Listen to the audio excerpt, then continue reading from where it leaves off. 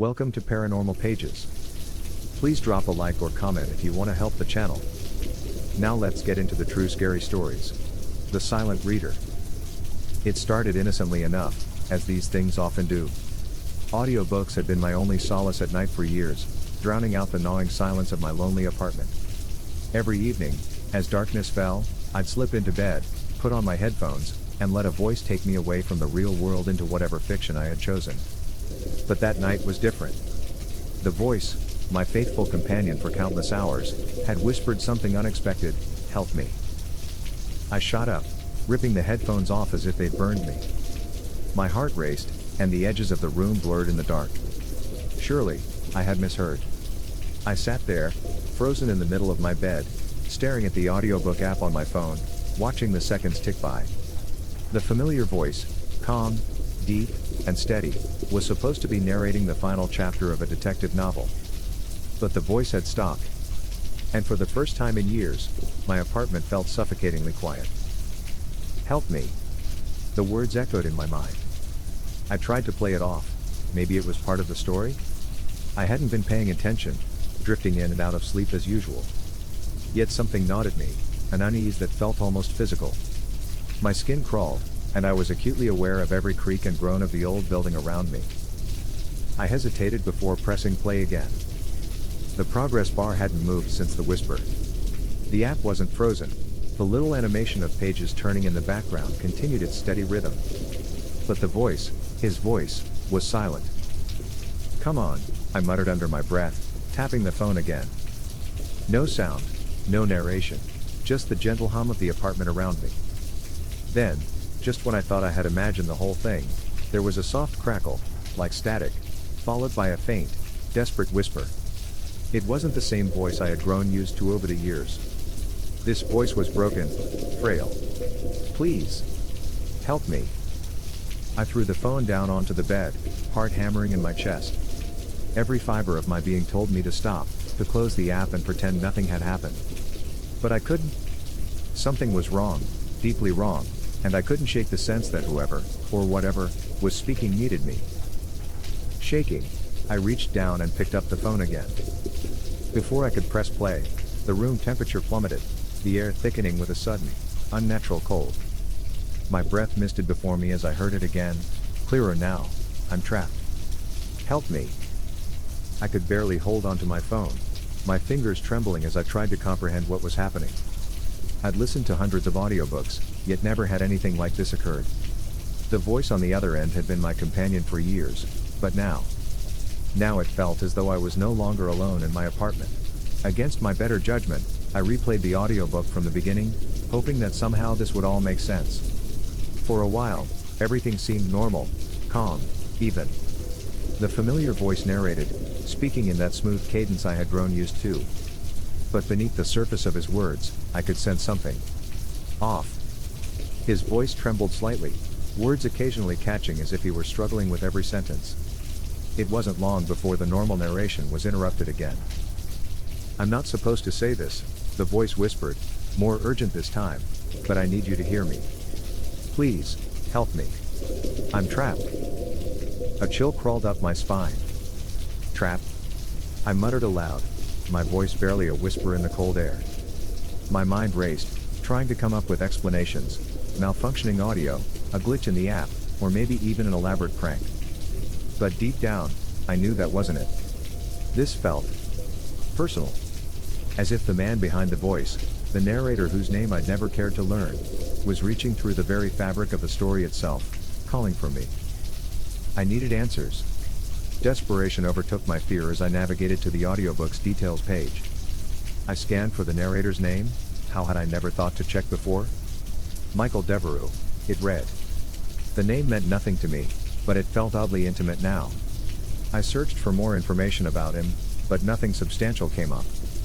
A few mentions of other books he had narrated, some minor credits here and there, but otherwise he was a ghost in the digital space. The cold intensified, and I wrapped my blanket tighter around myself, but it did little to comfort me. The silence in my apartment grew oppressive, as if something was watching, waiting. That's when the whisper returned, but this time, it was no longer coming through my phone. It was behind me. You shouldn't have looked for me. I spun around, heart in my throat, expecting to see some figure lurking in the shadows. The room was empty, but the air felt heavier, like something had pressed itself into the very walls. Every nerve screamed at me to run, but my legs felt anchored to the bed. Who are you? I demanded, though my voice shook with the question. Silence. But it wasn't an ordinary silence. It was as if the apartment itself held its breath, waiting for something. I stood up, phone clutched in my hand, and slowly backed toward the door, every instinct telling me to get out. Then, the voice spoke again, this time from everywhere at once, find me. Or they will. I barely slept that night. Even as dawn filtered through my curtains, the weight of that voice, Michael's voice, lingered in my mind like a fog I couldn't shake. What did he mean by they? And why did it feel like he was so close, even though I knew, logically, he was just a narrator? But this was no longer about logic. Something unnatural had wormed its way into my life, and now I had to confront it. The day passed in a haze of paranoia. Every creak of the floorboards, every shadow that shifted in the corner of my eye, set my nerves on edge. It wasn't until evening that I finally gathered the courage to investigate further. I couldn't just sit and wait for whatever this was to come for me. I needed answers. Sitting at my desk, I reopened the audiobook app and pressed play. Silence. The voice had vanished, replaced by a hollow void where the narration should have been. I scrolled through the chapters, but they were all empty, as if the entire recording had been wiped clean. But something caught my eye. A new file had appeared, one I hadn't noticed before. It wasn't part of the book, just a random audio clip titled My Last Chapter. Heart pounding, I clicked on it. For a few seconds, there was nothing but static. Then, faintly, Michael's voice crept through the distortion. I hope you're still there. If you're listening, you're my last chance. His tone was desperate now, broken. They're coming for me. They've trapped me in the space between the words, in the silence between the stories. You have to find the place where the stories begin. Please. Help me before it's too late. The space between the words? My mind reeled. How could someone be trapped in an audiobook? But there was no time for doubts now. I had to find out what he meant by the place where the stories begin. I started digging through every audiobook I'd ever downloaded, searching for some clue. Hours passed, and my frustration grew. Then I saw it, a single file hidden deep within my audiobook library, one I didn't remember downloading. It was titled simply Origin. I opened the file, and immediately, a strange sensation washed over me, as if the room had tilted slightly. The audio began, but it wasn't Michael's voice. It was a low, guttural whisper, speaking in a language I didn't recognize. The words crawled through my mind, warping my perception, making me dizzy. Suddenly, the air around me thickened, and I felt a sharp tug from somewhere deep within the house. I staggered to my feet, the phone still playing the eerie whispers. I followed the sensation down the hall to the far corner of my living room, where an old bookshelf stood. It was a place I never paid much attention to, cluttered with dusty paperbacks. But now, something was different. One of the shelves had shifted slightly, revealing a small, almost imperceptible gap behind it. My hands shook as I pushed the shelf aside, revealing a hidden door. A door I had never seen before.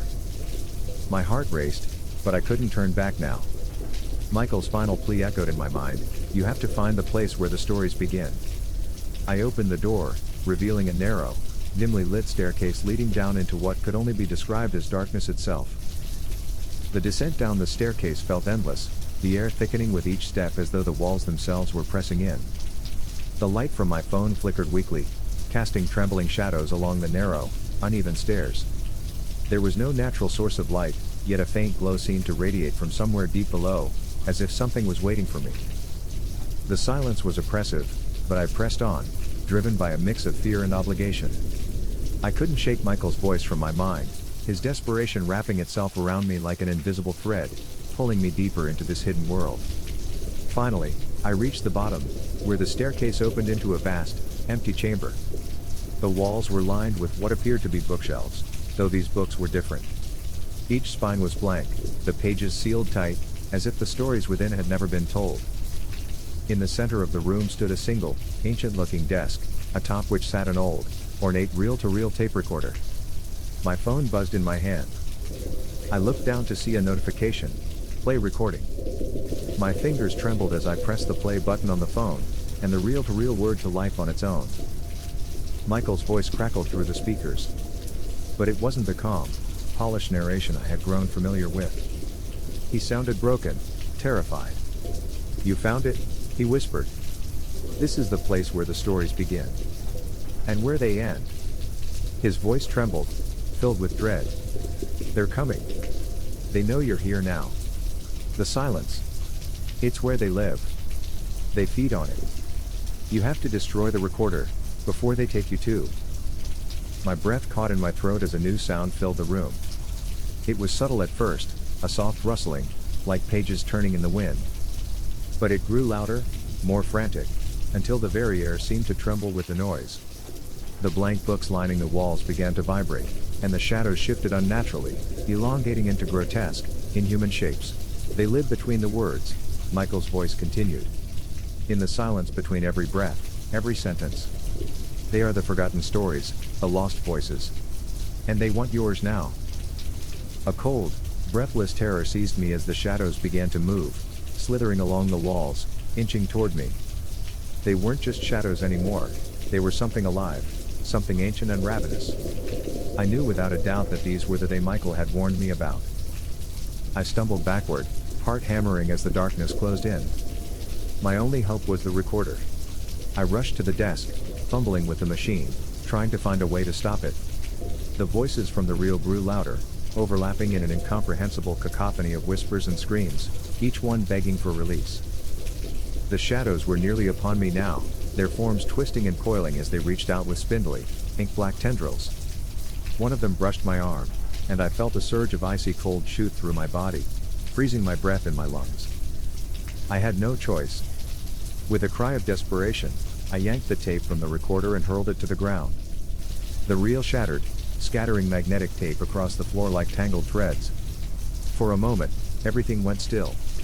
The shadows halted, and the oppressive silence that had haunted me for days seemed to lift.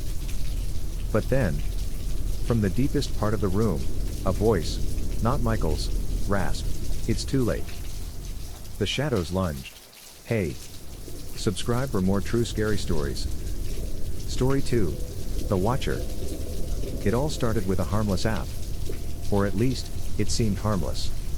Viewmaster was the name, an app that claimed to show who viewed your profile on social media.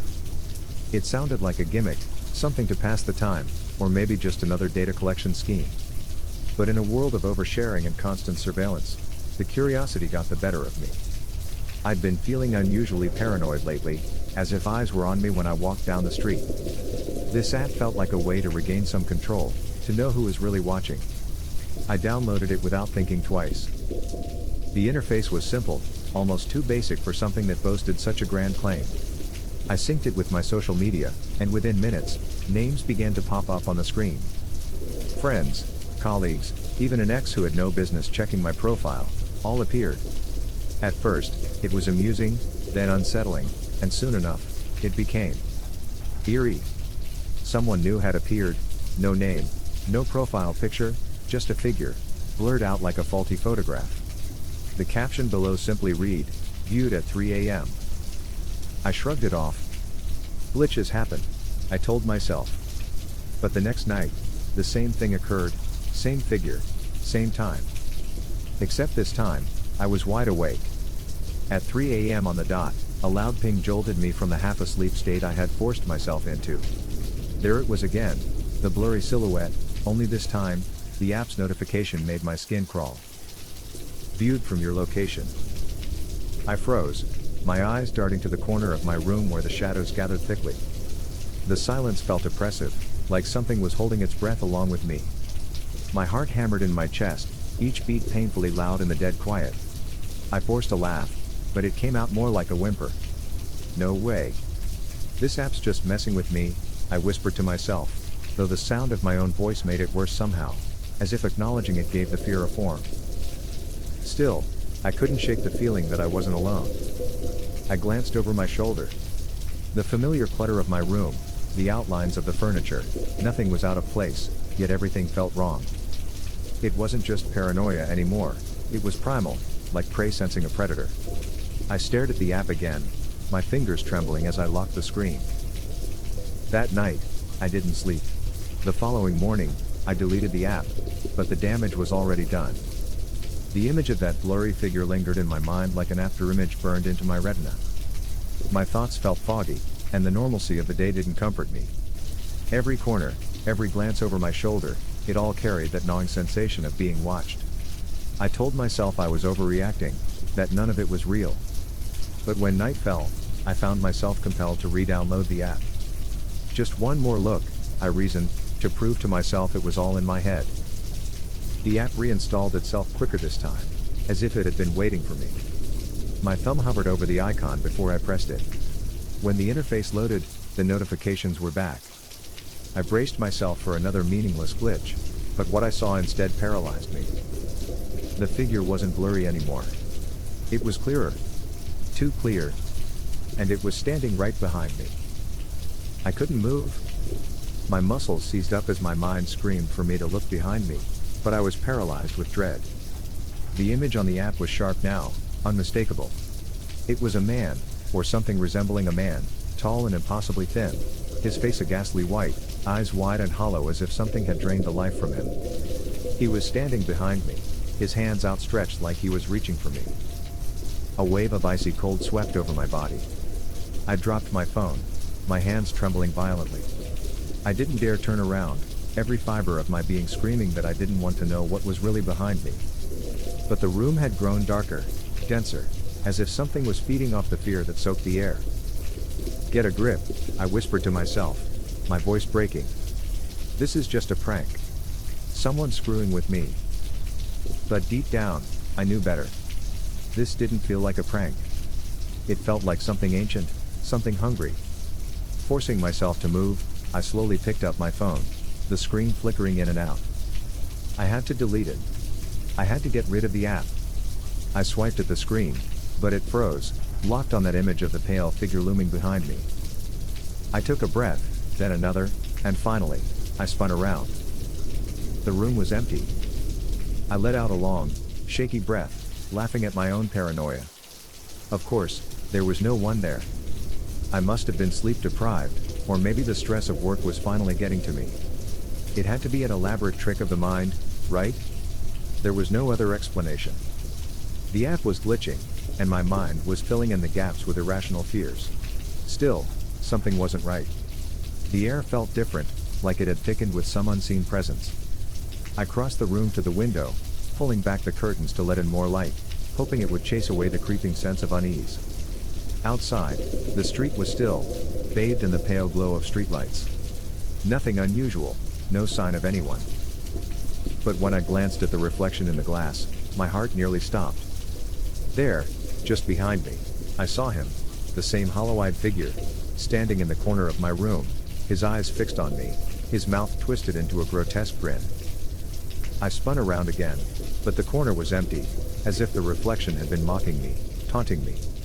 Sweat dripped down my back as I stumbled away from the window, gasping for breath. I felt like I was losing my mind. My phone buzzed again, a soft hum in the silence. I grabbed it, desperate to delete the app, but the screen showed something else now. It wasn't a notification. It was a live feed. From my own camera. My hands shook as I stared at the screen. The image was grainy, but clear enough to show my room exactly as it was, the camera facing toward the door. I didn't remember activating it, but there it was, watching me. I slowly scanned the room, feeling the weight of invisible eyes. Then, in the corner of the screen, the figure appeared again, his hand reaching out toward me. I dropped the phone, scrambling to the door, my breath ragged. I had to get out. I needed air, light, anything to get away from whatever this thing was. My fingers fumbled with the lock, and as I threw open the door, the hallway stretched before me, dark and quiet. But then, as I stepped into the hallway, a whisper drifted from behind me, soft yet chilling. "I see you." The whisper twisted its way into my ears, freezing me in place. My heartbeat pounded so loudly it was deafening, every instinct urging me to run, but I couldn't move. Slowly, I turned my head back toward the room. The door was open wide, revealing nothing but shadows stretching across the floor. I strained my eyes to see into the darkness, but it was as though the room had swallowed all the light. For a moment, the only sound was my shallow, panicked breathing. Then I saw it, just a flicker, barely visible in the gloom. The figure, standing in the far corner again, motionless except for those hollow, staring eyes. They gleamed in the dark, locking onto mine like they could see straight through me. I stumbled backward, nearly tripping over myself as I slammed the door shut. My trembling hand grasped the handle, yanking it forward as hard as I could. I didn't stop running until I was halfway down the hallway, the dim lighting casting long shadows that stretched toward me like grasping fingers. I paused at the stairwell, pressing my back against the wall as I tried to catch my breath. The silence was suffocating, but worse was the growing certainty that whatever I'd seen wasn't confined to my room. I pulled out my phone again, this time determined to delete the app for good. The screen flickered to life, but my stomach dropped. Instead of the home screen, it opened directly to the app. The image from my phone's camera feed was back, but this time, I wasn't in my room. The view showed the hallway I was standing in, the exact same one, with the same dim lighting. But the hallway in the feed wasn't empty. There he was. The same pale figure, his lifeless eyes fixed on the camera, standing just a few feet away from where I stood. I jerked my head up, staring at the spot where he should be. Nothing. The hallway was empty. But the camera feed showed him there, slowly moving toward me. Each step was slow, deliberate, as though he knew I could see him and was savoring my terror. "Stop this," I muttered to myself, my voice barely a whisper. I hit the power button, forcing the phone to shut off. I shoved it into my pocket, my hands shaking uncontrollably. This couldn't be happening. It wasn't real. It couldn't be real. But the fear clawing at my chest told me otherwise. I took off down the stairs, racing past each floor as if that would put distance between me and the thing that was following. I burst through the lobby doors and out into the cold night air. The city was still alive around me, cars passing, people walking, their lives blissfully unaware of the nightmare I was living. I leaned against a lamppost, the light offering some semblance of safety. My breaths came in ragged gasps, the cold biting into my skin. But the relief was short-lived. My phone buzzed again in my pocket. My hands shook as I pulled it out, terrified of what I might see. The app had reappeared, opened on its own. The live feed was back, but this time, the camera wasn't in my hallway. It was right behind me. I looked up slowly, unable to stop myself. There, reflected in the glass of a nearby storefront, was the figure. It stood just inches away, its twisted smile slowly stretching across its pale face. I spun around, ready to confront it, but the sidewalk was empty. Only the faint hum of the city surrounded me. Desperate, I started walking, fast at first, then breaking into a run as the fear coursed through me. But no matter how far I went, I couldn't shake the feeling that it was right there, just out of sight, watching, waiting. And that whisper, that terrible whisper drifted on the wind again. "I see you."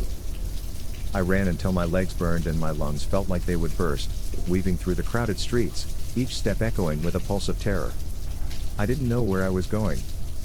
I just knew I had to keep moving, had to stay ahead of whatever this thing was. The sounds of the city faded into a distant hum, and my surroundings began to blur. It felt like the world was collapsing in on itself, twisting and warping around me. The streets grew darker, the lights dimming as if something was drawing the life from everything.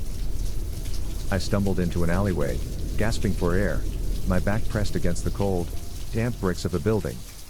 I reached for my phone again, knowing I had to delete the app for good this time, no matter what. My thumb hovered over the screen, but before I could act, it buzzed once more, vibrating in my hand like it was possessed. The app opened automatically, and the live feed filled the screen again. This time, it was showing me in real time, standing in the very alley I had run into, my wide, terrified eyes staring back at me from the screen. But there was something else. The figure was behind me again, closer than ever. He stood inches from my back, his twisted smile grotesque, his hollow eyes black as the void. His hand slowly reached out, fingers long and sharp, brushing the edge of my shoulder. I could feel it, cold, unnatural. My skin crawled where his touch lingered. I turned around, heart pounding in my ears. Nothing. There was no one there. But I could still feel the cold grip tightening around me, a suffocating presence wrapping itself around my chest. The air felt thick, heavy, like the alley was closing in on me. And then, the whisper came again, closer this time, almost right in my ear. I see you. I couldn't take it anymore. I screamed, throwing my phone to the ground, smashing it against the pavement. The screen shattered, splintering into 1,000 pieces, the live feed finally going dark. I backed away from the wreckage, hoping, praying, that destroying the phone had somehow ended it, that the app was dead along with the device. But the silence that followed was worse. The whisper had stopped, but the presence hadn't. It was still there, looming, suffocating. I could feel it behind me, even without the phone to show me. And then, the app's tone, that chilling ping, sounded again. I looked down at my shattered phone in horror. The screen was still cracked, but somehow it had powered back on, glowing faintly in the dark. A notification popped up on the broken display, flickering in and out like a dying breath. You have a new viewer. My blood turned to ice. Slowly, I bent down, reaching for the phone with trembling hands, my heart slamming against my ribs. As I picked it up, the app opened again on its own, the live feed stuttering before showing the alley once more. This time, though, I wasn't the only one in the frame. The figure stood directly in front of me now, his face close, too close. His hollow eyes seemed to expand, filling the screen, consuming everything around them. His smile widened, impossibly stretched, revealing rows of jagged teeth that gleamed in the faint light. And then, he spoke, not in a whisper, but in a voice that rattled through my bones. Now, I see you. The screen flashed. My vision blurred, and I felt the ground shift beneath me as the world tilted. My mind went blank for a moment, everything around me fading into a cold, infinite blackness. I wasn't in the alley anymore, I wasn't anywhere. I could feel the weight of his gaze on me, the darkness pressing in from all sides. And then, just as suddenly, I was back in my apartment. The walls, the furniture, all of it was exactly as I'd left it. Except something was wrong. I glanced down at my phone, now perfectly intact in my hand, the app still open on the home screen. But the live feed was gone. In its place was a new notification. You are now being watched. A sharp, frigid breath grazed the back of my neck, and I knew without turning around that he was there, closer than ever before. Hey! Subscribe for more true scary stories. Story 3. The Bleeding Tree. The old oak tree had been there as long as I could remember, its gnarled branches twisting like bony fingers reaching for the sky. It towered over our yard, casting an ominous shadow that seemed to stretch longer and darker than it should, even in the dimmest light. I always felt uneasy when I looked at it. My parents had joked about it when I was younger, calling it Old Man Oak. But now, at 24, something about the tree felt wrong, alive in a way it shouldn't be. That morning, I was doing some routine yard work when I noticed something strange. At first, I thought it was sap dripping from the rough bark, but the dark, crimson fluid pooling at the base of the trunk stopped me in my tracks. My heart raced. It was too thick, too dark. It looked like blood. I stepped closer, drawn to the grotesque sight, and that's when I noticed it. The tree seemed to throb, like something beneath its surface was struggling to break free. I swallowed hard, feeling an inexplicable fear knot my stomach. I crouched down, reaching out hesitantly, almost as if the tree was daring me to touch it. As my fingers grazed the bark, the air around me seemed to grow heavier. A low groan, barely audible, echoed from deep within the tree, and I stumbled back, startled. What the hell? I muttered to myself, wiping the cold sweat from my brow. I should have left it alone, I should have walked away, but something compelled me to stay. Later that evening, I brought it up to my girlfriend, Lila. She lived with me in the house I had inherited from my grandparents, but she had always shared my uneasy feelings about the tree. It's probably just an animal, she suggested, though her voice wavered. Maybe something got trapped inside and it's hurt? Her explanation sounded weak even to her, but I nodded, wanting to believe it. Still, there was an unspoken dread between us, something we both felt but refused to acknowledge. That night, I couldn't sleep. My mind kept replaying the sight of the bleeding tree, the dark liquid that smelled faintly of iron. I kept thinking about the strange groaning sound, how it seemed to echo not just in the air but inside my head. I had the distinct sense that the tree was alive in a way that trees shouldn't be. And not just alive, but aware, waiting for something. As I lay in bed, I heard a faint creaking noise outside, like wood bending and straining under immense pressure. The wind had picked up, and the sound grew louder, more insistent. It wasn't just the wind. I threw the covers off, my heart pounding in my chest, and quietly slipped out of the bedroom, careful not to wake Lila. I moved to the window, peeking through the blinds. The tree was swaying, but there was something wrong with the way it moved. Its branches weren't bending naturally, they jerked, twisted unnaturally, as though something beneath was pushing them, fighting to get out. I felt a pull, a compulsion to go outside, to get closer. Before I knew it, I was slipping on my shoes and heading for the door, unable to stop myself. As I stepped into the night air, I heard a whisper, barely more than a breath, coming from the direction of the tree. It was my name. The whispering grew louder as I approached the tree. My name, spoken softly, over and over again, each syllable like the hiss of a snake. Ryan. Ryan. I froze halfway across the yard, my breath catching in my throat. The tree's twisted silhouette loomed in the moonlight, larger and more menacing than ever before.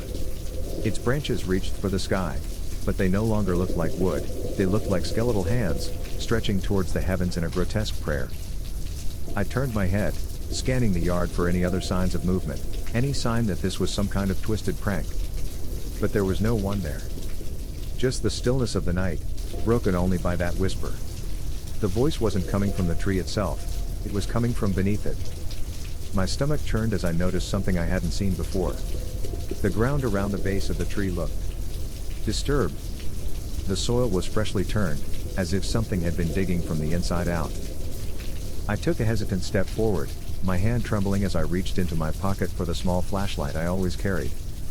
The beam cut through the darkness, revealing the slick, crimson stain spreading across the roots. It wasn't just a pool of blood anymore, it was spreading like a dark web, seeping into the earth. My heart pounded in my chest as I crouched down, the metallic smell overwhelming me. There, in the center of the disturbed soil, was something shiny. Something metallic. I reached for it, my fingers brushing against the cold, hard surface. It was a key. What the hell is this? I whispered to myself, holding the key up to the light. It was old, rusted, ancient looking, but unmistakably real. My mind raced, trying to piece together the puzzle. A key, buried beneath the tree? Was it placed there deliberately? And if so, by who?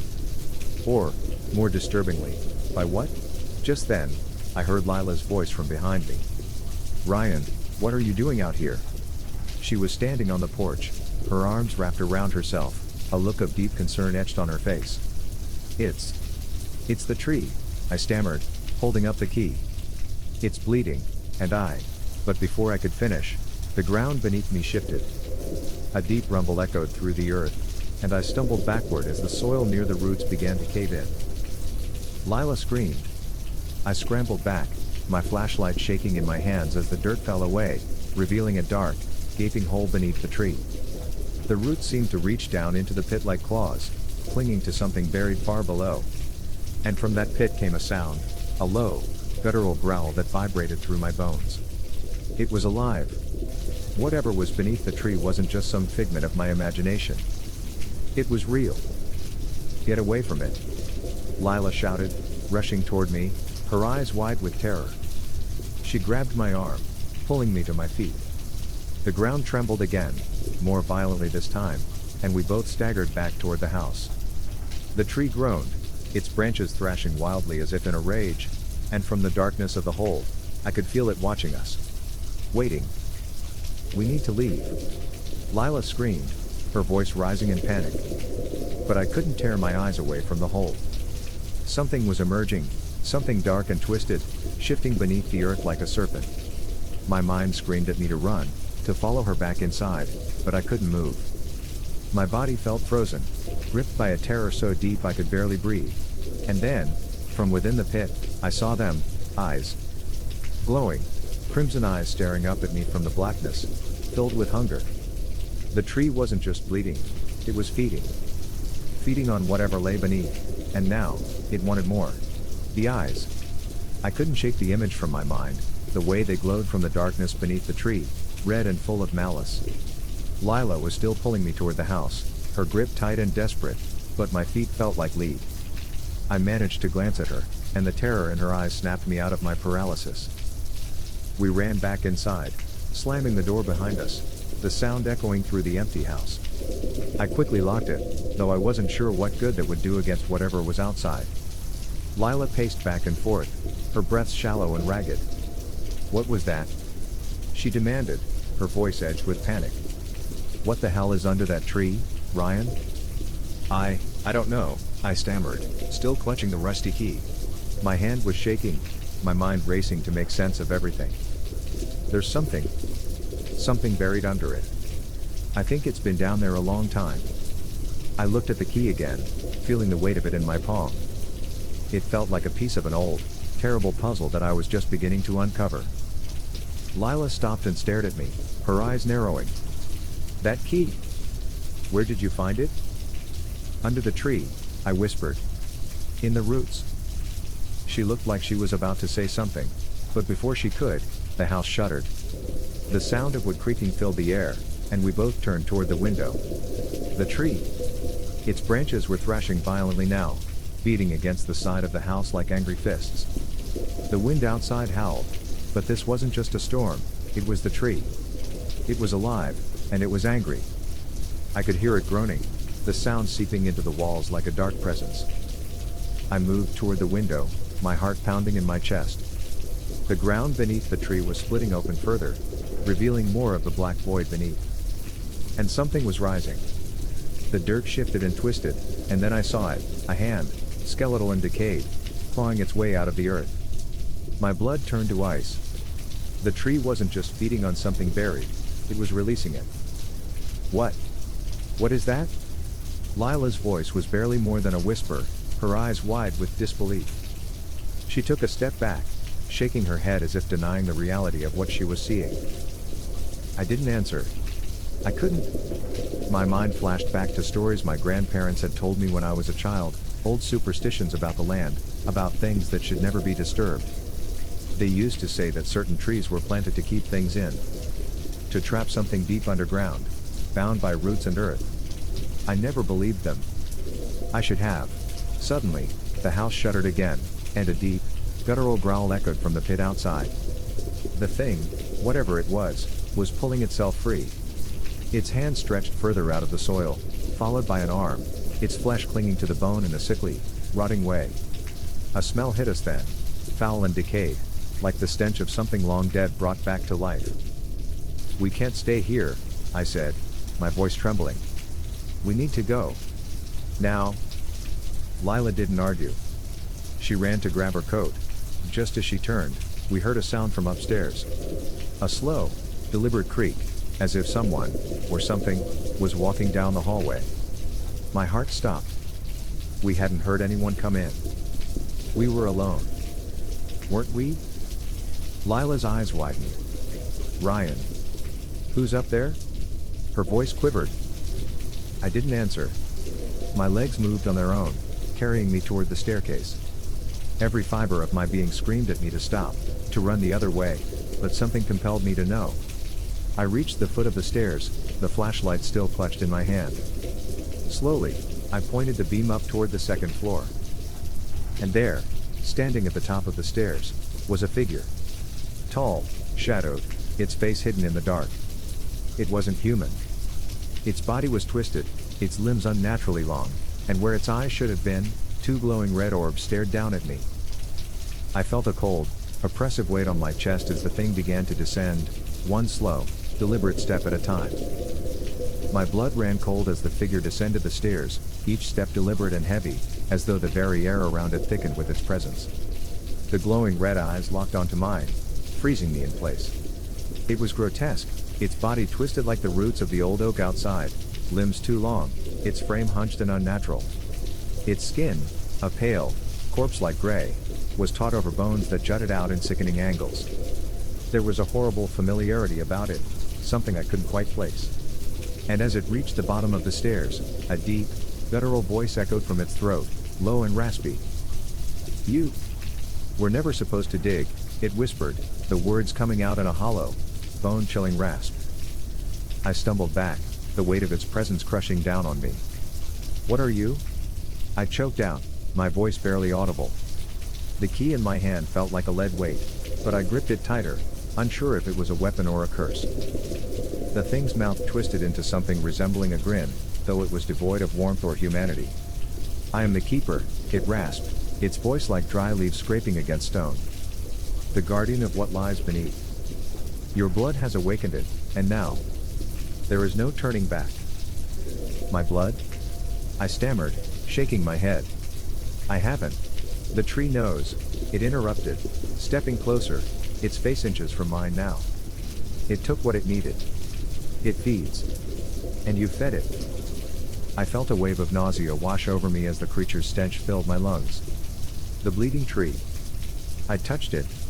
Somehow, I had become part of this nightmare, bound to whatever ancient evil lurked beneath its roots. Behind me, I heard Lila whimper, her breath coming in short, terrified gasps. I glanced back at her, her face pale with fear, but her eyes wide with determination.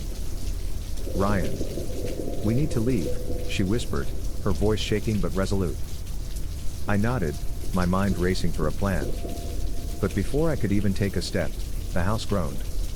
The wall shuddered, and a violent cracking sound tore through the air. I turned just in time to see the floorboards beneath the creature begin to buckle and splinter. Something was rising, something massive. The ground outside must have given way entirely because roots began to snake into the house, twisting and curling like living serpents. They slithered around the creature, pulling it back toward the gaping hole that was now yawning wide beneath our feet. Lila screamed as one of the roots whipped toward her, latching onto her ankle. She fell, her hands clawing at the floor, desperately trying to free herself. Without thinking, I lunged forward, grabbing her arms, pulling with everything I had. The roots tightened their grip, dragging her closer to the dark maw beneath the house. "Ryan, help me!" she cried, her voice raw with terror. I gritted my teeth, pulling harder, feeling my muscles strain against the impossible force. I wouldn't let go. I couldn't. But just as I thought we were winning, the ground beneath me shifted, and the floor caved in entirely. We both fell, tumbling into the darkness below. I landed hard on something wet and soft, roots, pulsing and writhing beneath my body. The stench of decay filled the air. Above us, the creature, the keeper, stood at the edge of the pit, its glowing eyes peering down like twin beacons of doom.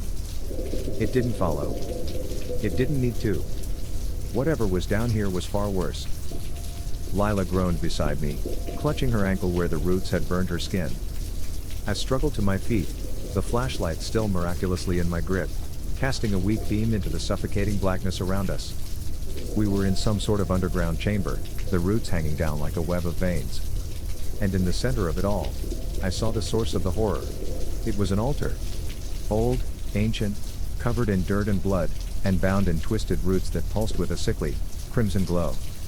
And lying atop the altar was something I will never forget, a mass of writhing shadows, a form too monstrous to describe fully.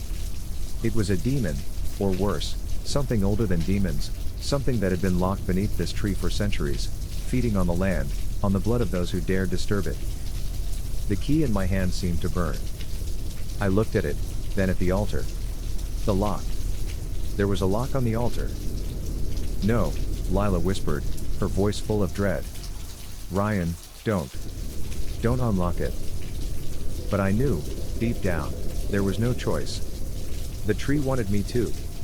The roots twisted tighter around the altar, the thing beneath it groaning, waiting to be freed. I felt the compulsion, stronger than ever before. My hand moved toward the lock, the key fitting perfectly into the ancient mechanism. I turned the key. The ground trembled. The thing beneath the altar stirred. The air grew heavy, thick with darkness. And as the lock clicked open, I heard it, the voice of the tree, echoing through the chamber. It begins again. The end. Subscribe for more true scary stories. Thanks for watching.